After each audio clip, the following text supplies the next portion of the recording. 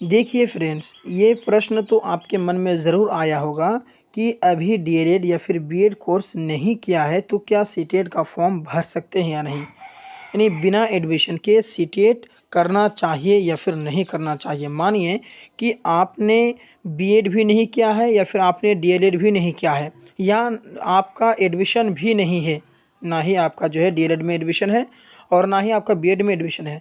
तो क्या डायरेक्ट आप ये सोच रहे हैं कि पहले हम सीटेट पास करके सीटेट का जो सर्टिफिकेट है उसको बना के रख लेंगे और फिर बाद में हम डीएलएड या फिर बीएड करेंगे।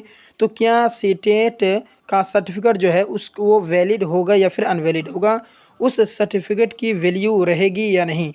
आई होप आपको सवाल समझ में आया होगा। तो चलिए इसका प्रश्न आपको देते हैं और इसके बारे में आपको समझाते हैं। तो देखिए, अभी डी जैसे वही सेम प्रश्न यहाँ पर मैं लिखा हूँ कि अभी डीएलएड या फिर बीएड का कोर्स नहीं किया है तो क्या सीटेट का फॉर्म भर सकते हैं या नहीं। यानी पहले ही बीएड या फिर डीएलएड में एडमिशन से पहले ही क्या मैं सीटेट का सर्टिफिकेट बना के रख सकता हूँ कि नहीं।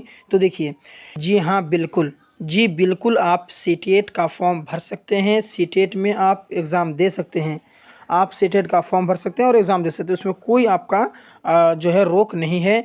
ये ऐसा ज़रूरी नहीं है कि आपको पहले डीएलएड ही करना पड़ेगा, आपको पहले बीएड ही करना पड़ेगा तभी आप सीटेट का फॉर्म भर सकते हैं। ऐसा कोई रूल नहीं है।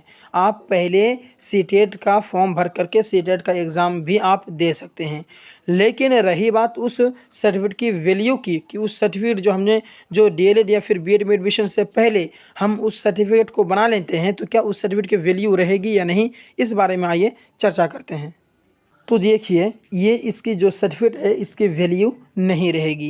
कैसे नहीं होगी, मैं आपको समझाता हूँ। जैसे कि आपने तो सीटेट का फॉर्म भर दिया, सीटेट का एग्ज़ाम दे दिया, लेकिन जब भी आप सीटेट का फॉर्म ऑनलाइन भरने के लिए जाएंगे तो वहाँ पर आपका कॉलेज भी मांगेगा कि आप डीएलएड का कोर्स कर रहे हैं या बीएड का।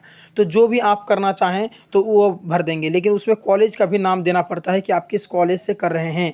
तो आपने मानिए कि किसी एक कॉलेज का नाम दे दिया, किसी एक यूनिवर्सिटी का नाम दे दिया, तो अब वो देने से वो फेक हो जाएगा, ठीक है, क्योंकि आप वहाँ से तो है नहीं।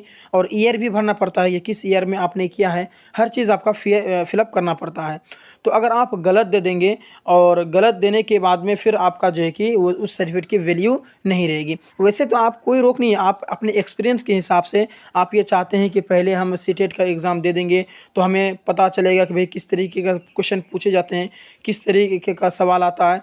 अगर ये जानना चाहते हैं तो आप सीटेट पे बैठ सकते हैं, लेकिन उस सीटेट का जो डीएलएड या फिर बीएड में एडमिशन से पहले अगर आप सीटेट का फॉर्म भर देते हैं तो आप एग्ज़ाम में आपको बैठने के लिए दे दिया जाएगा, आपको सर्टिफिकेट मिल जाएगी, लेकिन उस सर्टिफिकेट की वैल्यू ख़त्म हो जाएगी, उस सर्टिफिकेट की वैल्यू नहीं रहेगी। आपको डीएलएड या फिर बीएड करने के बाद फिर से सीटेट का फॉर्म भरना पड़ेगा। आई होप आपको हर चीज़ समझ में आ गया होगा कि किस तरीके का सिस्टम है, क्या सर्टिफिकेट की वैल्यू रहेगी कि नहीं। अगर ये वीडियो आपको पसंद आया हो तो चैनल को हमारे लाइक करेंगे, सब्सक्राइब करेंगे। मिलते हैं नेक्स्ट वीडियो में, धन्यवाद।